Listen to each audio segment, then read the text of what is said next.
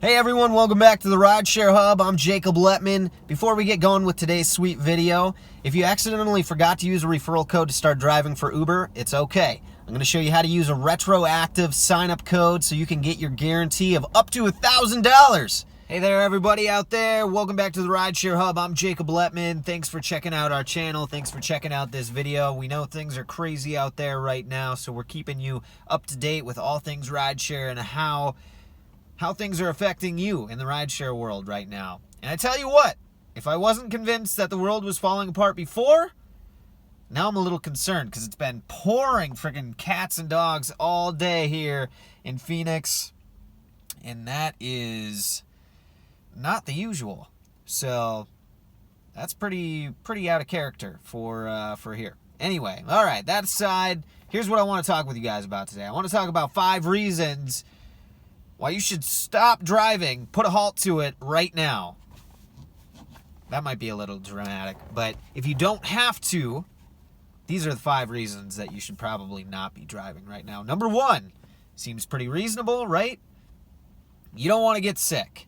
You don't want to get sick. Literally, what our job is as rideshare drivers is to drive around, pick up people that we don't know, strangers. They get in our car, we're in confined spaces, we're breathing the same air, we're touching the same surfaces, and we see all sorts of different people from all walks of life all day long.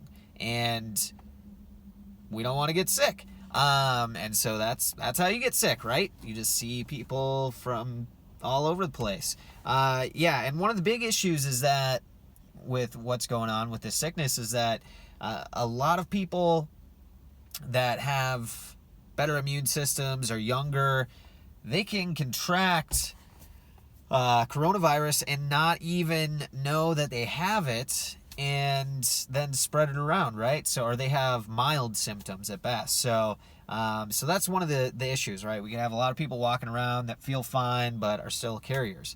Okay, cool. So, number 2, we don't want others to get sick, right? We don't want to get sick and then go home to our family, our friends, and get them sick.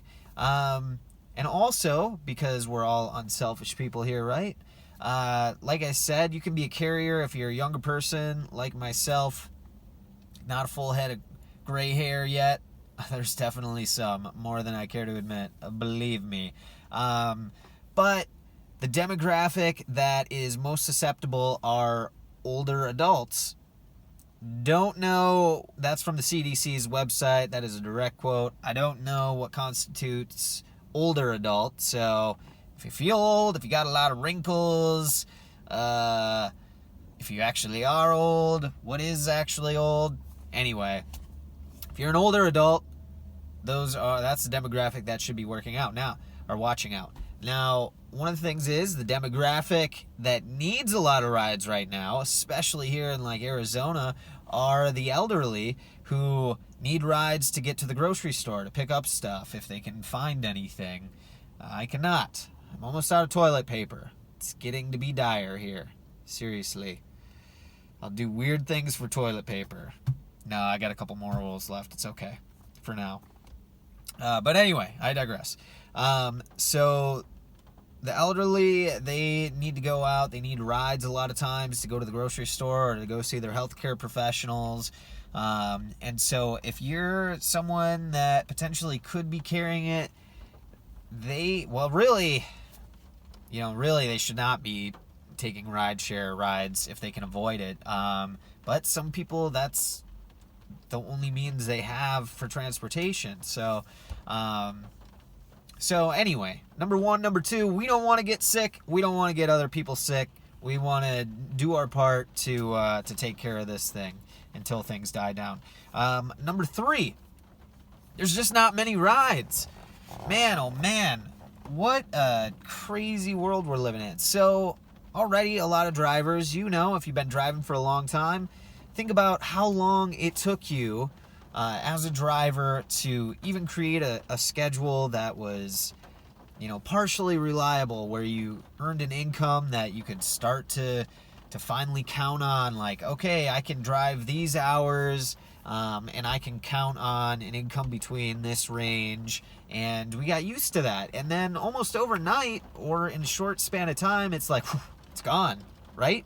And everything's closed. Schools are closed, restaurants, bars are closed, all sporting events are done, concerts are done, everything's done. And so a big part of our work are those rides, and they're just not there right now. So, and the hardest part about not many rides is that this is just the beginning.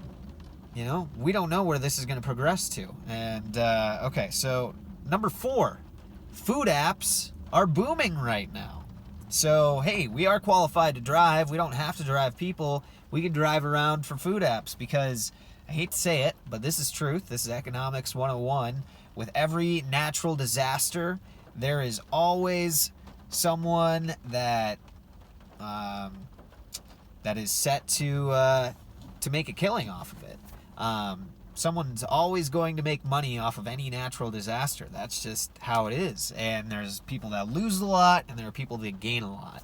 And so food apps are doing great because, right, we got all these people that are self-quarantined or quarantined or Netflix and chill, self-isolating. I know who you are out there, because I'm one of those people. That's how I know. Anyway, and there's a lot of people that can't cook, or there are people that went to the grocery store and they can't get anything. I can't find pasta anywhere. Go figure, pasta. I'm Italian. I love pasta. Hey. So anyway, restaurants can still cook, and people for delivery or takeout, and so those apps are doing great right now. So a lot of drivers are transferring over there, and rightfully so. So we've got other videos. We'll talk more about that. But that's number 4. Number 5, and this is a big one, going back to what I was talking about. You know, it's already a fragile industry, the rideshare industry. It's hard to really rely on it. If you're a full-time driver, I would say the vast majority of drivers would say that this is not like a highly reliable industry. There's just too many variables that can change at any time, and this being one of them. And so anyway, number 5 is the experts, the analysts, of which I am not, I'm just telling you what I've heard, project that it could be like this for the next 3 or 4 months or get worse. And so that's not very enticing for rideshare drivers to continue to do so. So people are now stopping to drive, looking for other revenue streams, because the income just isn't there. The ride demands just aren't there. So, this is just the beginning. Really, in our country, this is just the beginning. So it's really hard to say where this is going to progress to. Is it going to be worse? Is it going to be just like it is now for the next couple of months?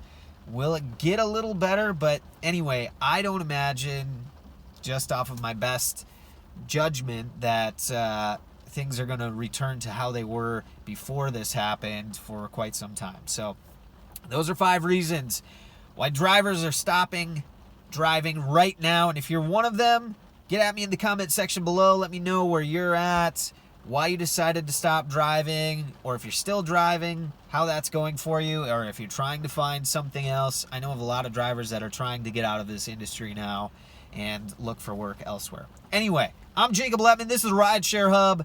Thank you guys all for being here, and please, sincerely, until the next time, stay safe out there, everyone.